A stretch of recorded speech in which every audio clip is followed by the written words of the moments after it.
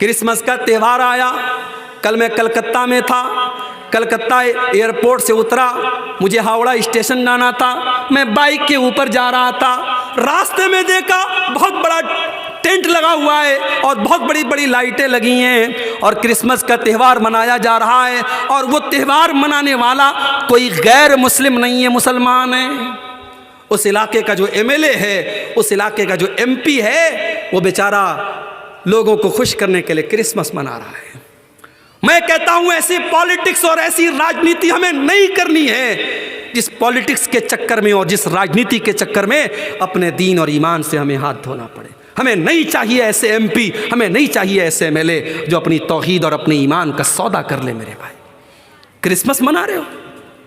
हमारे नौजवान लड़के जो कॉलेजों में पढ़ते हैं, जो हमारी नौजवान लड़कियां कॉलेजों में पढ़ती हैं, ये फेसबुक के ऊपर बेचारे अपने आप को बहुत शांति प्रिय साबित करने के लिए 25 दिसंबर को ये फेसबुक पर लगाते हैं, merry Christmas to all brothers and sisters.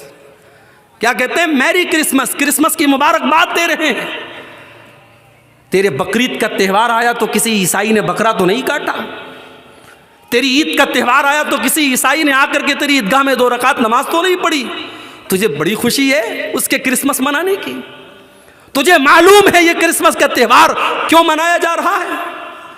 Christmas के त्यौहार के ऊपर ये अकीदा रखा जाता है, ये ईसाई ये अकीदा रखते हैं कि अल्लाह ताला को बेटा पैदा हुआ है।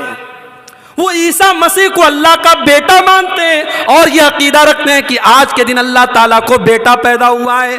ऐ मुसलमान, तेरे अल्लाह को गाली दी जा रही है, तेरे अल्लाह को बुरा भला कहा जा रहा है, तेरे रब को बुरा भला कहा जा रहा है और तू क्रिसमस की मुबारकबाद दे रहा है।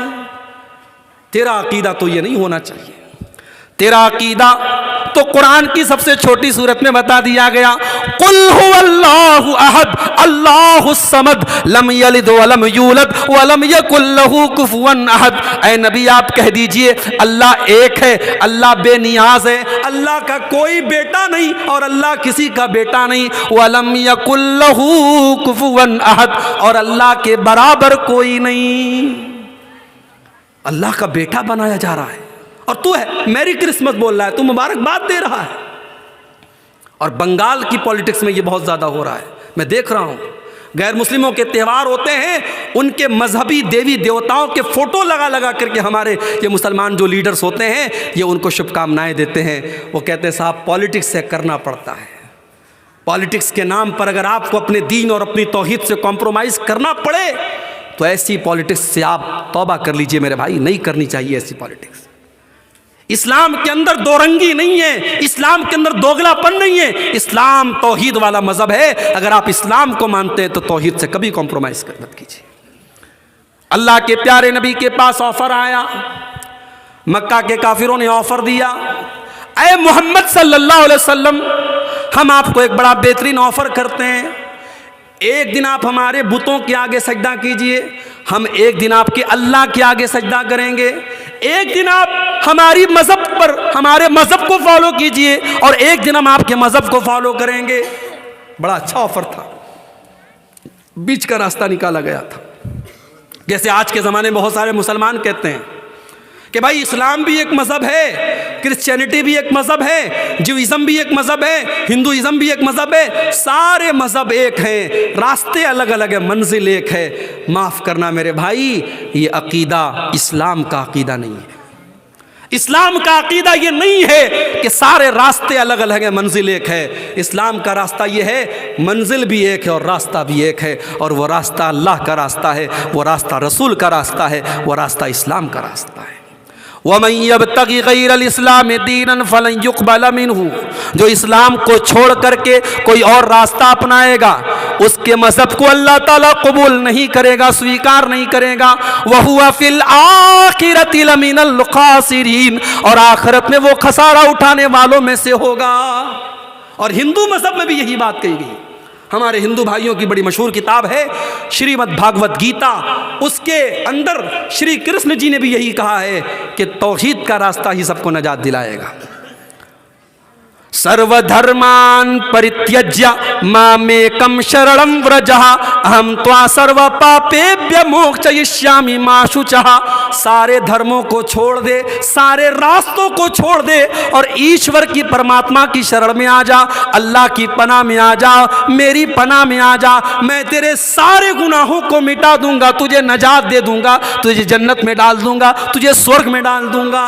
यही हिंदू मज़हब के अंदर भी कहा गया, यही इस्लाम के अंदर भी कहा गया कि एक रास्ता जो नजात देने वाला है वो तौहीद का रास्ता है, वो अल्लाह का रास्ता है। मेरे भाइयों, इंसानियत के नाम पर और मानवता के नाम पर अपने आप को इतना हल्का मत बनाओ कि अल्लाह के साथ शिर्क हो रहा है और तुम क्रिसमस की मुबारकबाद दे रहे हो।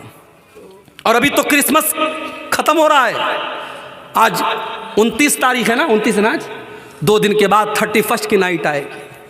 कलकत्ता के बड़े बड़े होटल बुक हैं, नाचने वालियां और अपने जिस्म का और अपने शरीर का अंग प्रदर्शन करने वाली बॉलीवुड की हीरोइनों को बुलाया जाएगा।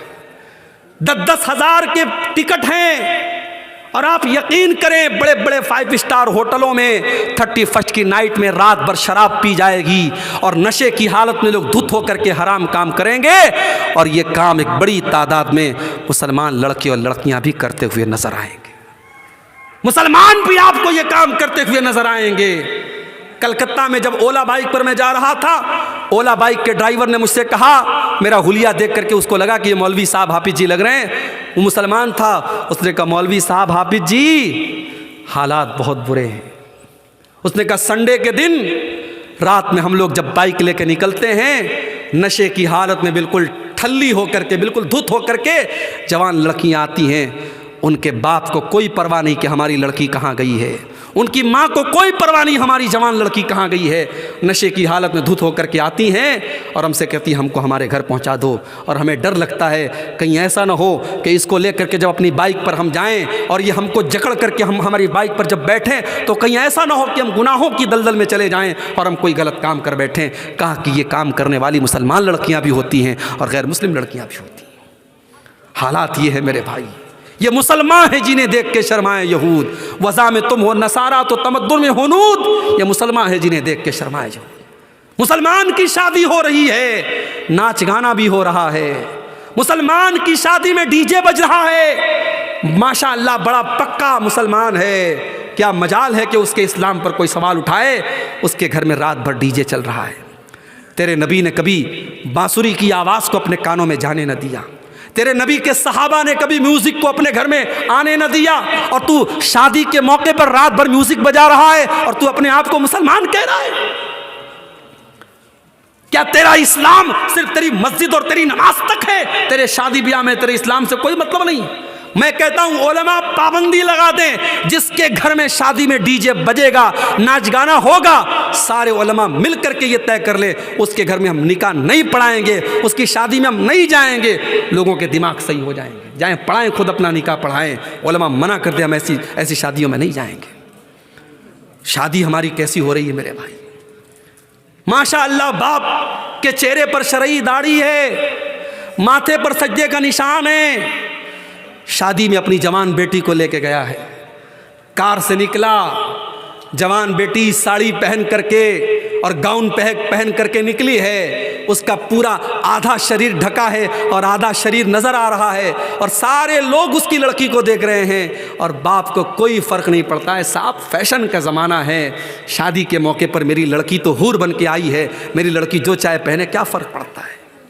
मुझे बताओ, क्या शादी के मौके पर बेपर्दगी जायज़ हो गई, बेहयाई जायज़ हो गई?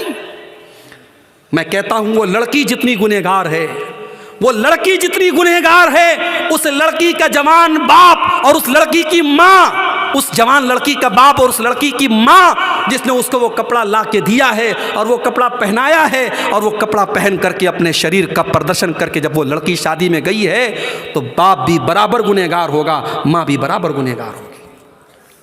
अल्लाह के नबी फरमाते हैं, सलासुल्ला यंजुरुल्लाहु अज़्ज़ा व जल्ल इलैहिम यौमल क़ियामा। 3 लोग ऐसे हैं कि क़यामत के दिन अल्लाह ताला न तो उनकी तरफ देखेगा, न उनसे बातचीत करेगा, न उनको गुनाहों से पाको साफ करेगा। 3 लोग बड़े बदनसीब लोग होंगे। नंबर 1, अल-आक़ुल वालिदैहि, अपने माँ बाप को सताने वाला, अपने माँ बाप को तकलीफ पहुँचाने वाला, अपने माँ बाप से रिश्ता तोड़ने वाला। नंबर 2, वल मरअतुल मुतरज्जिला, मर्दों की नकल करने वाली, मर्दों की कॉपी करने वाली औरत। और नंबर 3, अद्दयूसुल्लज़ी युक़िर्रु फ़ी अहलिहिल खुबुस, वो दयूस आदमी, वो बेगैरत आदमी, वो बेशरम आदमी जिसके घर की बहू बेटी बेहयाई का काम करे और उसको कोई फर्क ना पड़े। मेरे भाई, मर्दों के वो अकबर इलाहाबादी का शेर है ना, बेपर्दा नजर आई कल जो चंद बीबियां, बेपर्दा नजर आई कल जो चंद बीबियां, अकबर ज़मीं में गैरत कौमी से गड़ गया, पूछा जो उनसे आपका पर्दा वो क्या हुआ, पूछा जो उनसे आपका पर्दा वो क्या हुआ, कहने लगी कि अक्ल पे मर्दों के पड़ गया। ये मर्दों की अक्ल पे पर्दा पड़ा है। आज तो शादियों में कुर्सी पर भी औरतों से ज़्यादा पर्दे में तो कुर्सी रहती है, कुर्सी बेचारी पूरी कवर्ड रहती है, और उस शादी में आने वाली लड़कियां और औरतें, उनके शरीर नज़र आते रहते हैं। और ये शादी किसकी होती है? मुसलमान की शादी होती है। मेरे भाइयों, आज अगर हम पर अल्लाह का अज़ाब आ रहा है, हम पर मुसीबतें आ रही हैं और जालिम आज हम पर हुक्मरां बने हुए हैं, तो उसकी कहीं न कहीं वजह हमारी बदआमालियाँ हैं। और अल्लामा इकबाल का बड़ा सच्चा शेर है, वज़ा में तुम हो नसारा तो तमद्दुन में हुनूद, ये मुसलमान है जिन्हें देख के शर्माए जाओ।